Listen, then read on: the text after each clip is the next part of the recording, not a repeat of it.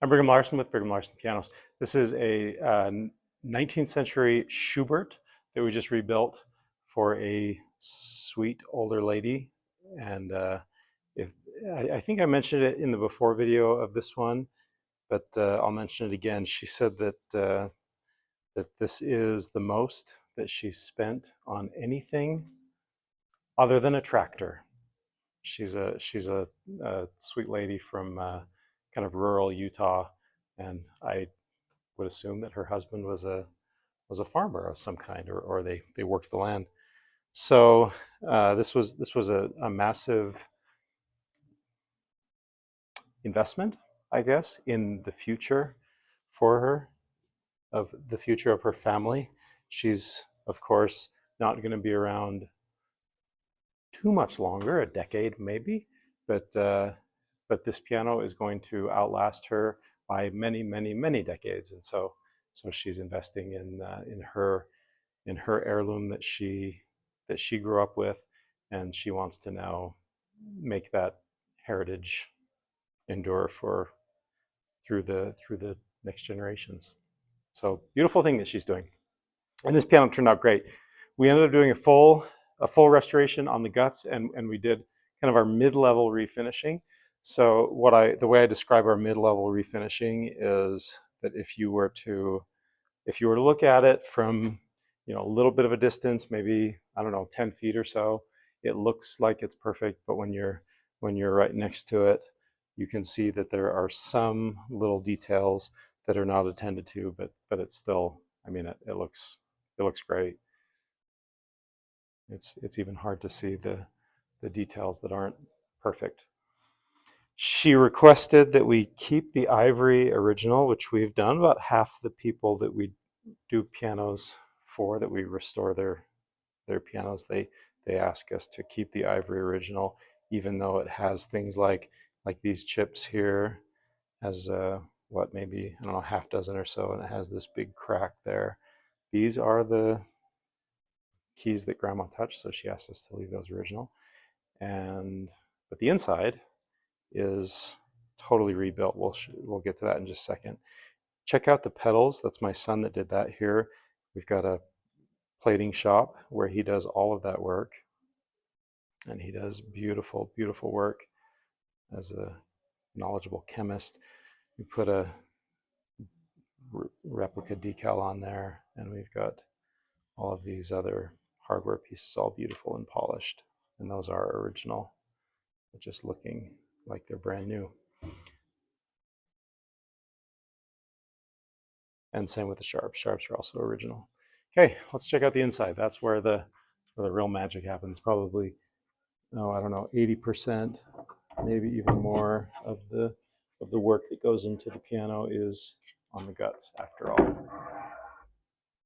And that is really what makes the piano magical, is the guts. They look good, but ultimately it's how do they play, how do they sound.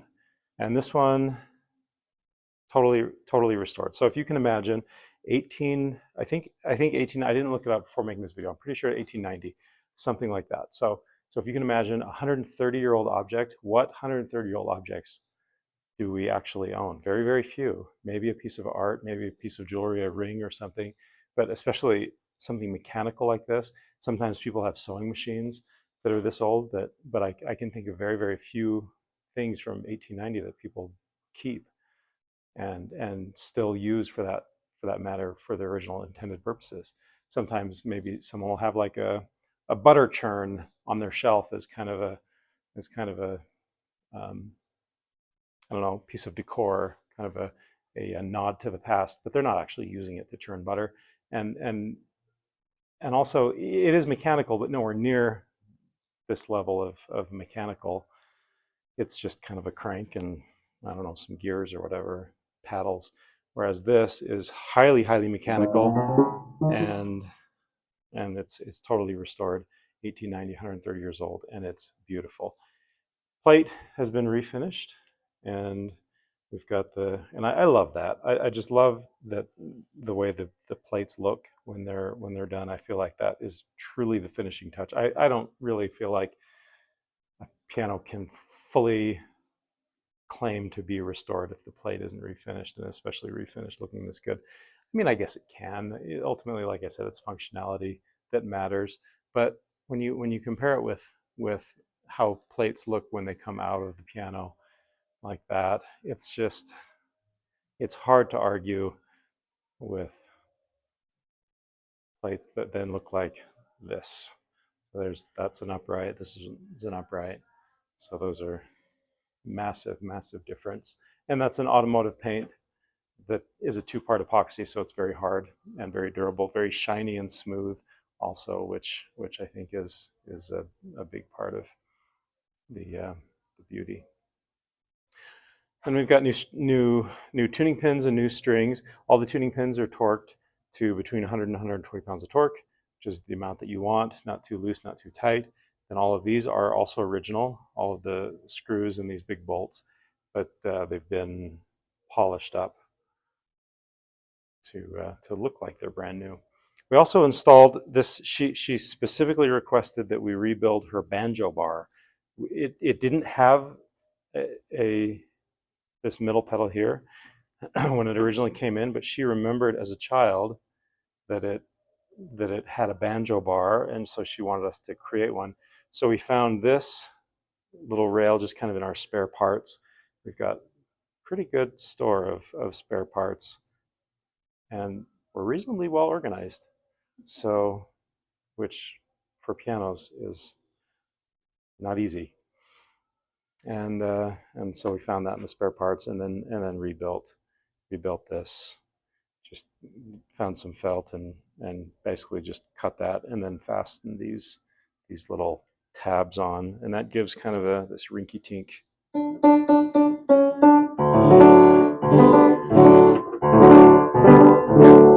sound, which she refers to as banjo bar. And I actually looked it up since I hadn't heard it referred to as banjo bar before, and I looked it up online, and apparently there are some also YouTube videos where people talk about the banjo bar. So she's not totally out in left field. That is a thing.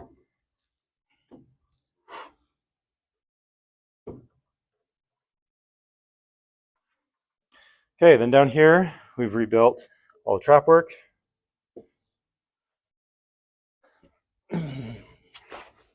And there again, the plate down here is also absolutely stunningly gorgeous, and all the new felt and cloth. The soundboard has been refinished. Got repairs, quite a few repairs in the soundboard. If you look closely, you can see the shims, and those shims, they serve an important purpose, and that is to restore tension to the soundboard, which is what you want. I used to think that shimming soundboards or repairing soundboards was really more of just a cosmetic thing, and that it's just about area on the soundboard that gives it its resonance and or gives a piano its massive tone. And so I used to believe that if you have a crack in the soundboard, that the only negative effect that has is it decreases the total area of the soundboard by just an infinitesimal, thin hairline, which means it doesn't decrease the area by much at all. I mean, very negligible, just for the crack.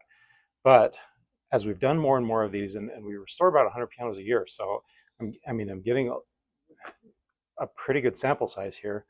It's it's hard to prove scientifically, but my, I guess, anecdotal evidence of doing this over and over and over and over to so many soundboards, and really restoring tension in that board. When we put those shims in, we're putting a lot of tension on the board that it hasn't had in probably, I don't know, decades at least, maybe even 100 years in this case, who knows.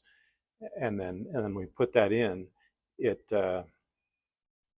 and then when we remove the clamps from the back of the soundboard, releasing the tension, the soundboard wants to go back to its original position, like an archway that wants to collapse, but it has a keystone in the middle, so preventing it from collapsing. And so it's kind of the same sort of pressure that the soundboard wants to collapse. It wants to go back to tensionless, but the shape of the shims are also that V shape, which keep it under tension. So as I'm doing this more and more, I'm much more of a believer now that shims actually serve a greater purpose than just cosmetic, than just the continuity of the wood cosmetically, but they actually serve the purpose of restoring the tension in the board, which, by the way, is tension in the board is crucial for tone. So like on a violin, you've got the wood it's not just kind of a flat piece on the I don't know what the parts of the violin are called. It's not flat, but it's curved, and that is because the wood's under tension. Okay, so let's listen to this piano.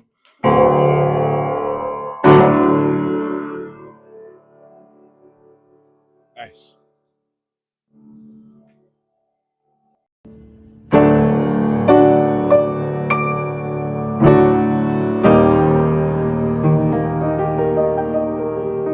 That sounds really, really good.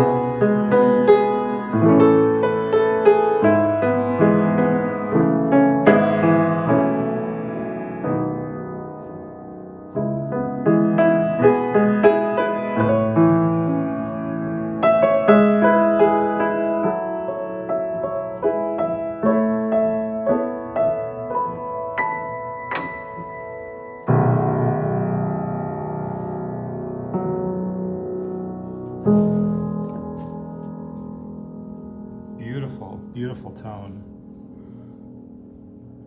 They're going to be so happy. I think they're lucky to have this piano.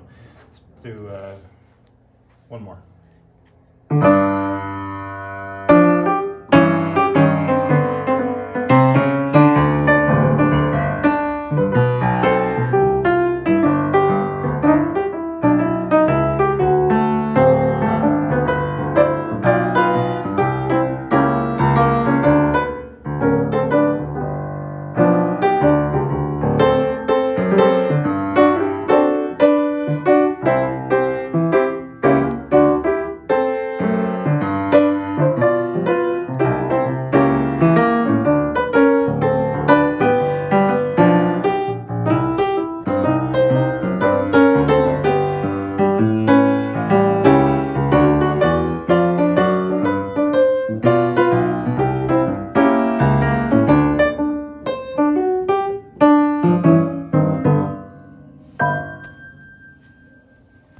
Okay.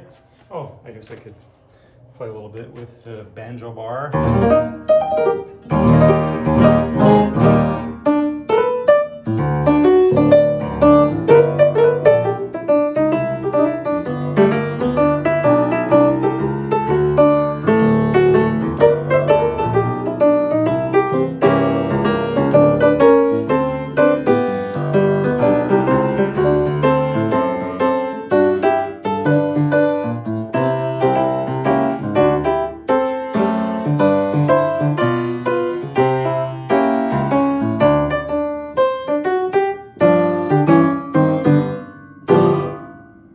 Cool. Fun. Okay, we'll be delivering this piano, I believe, in just a couple days.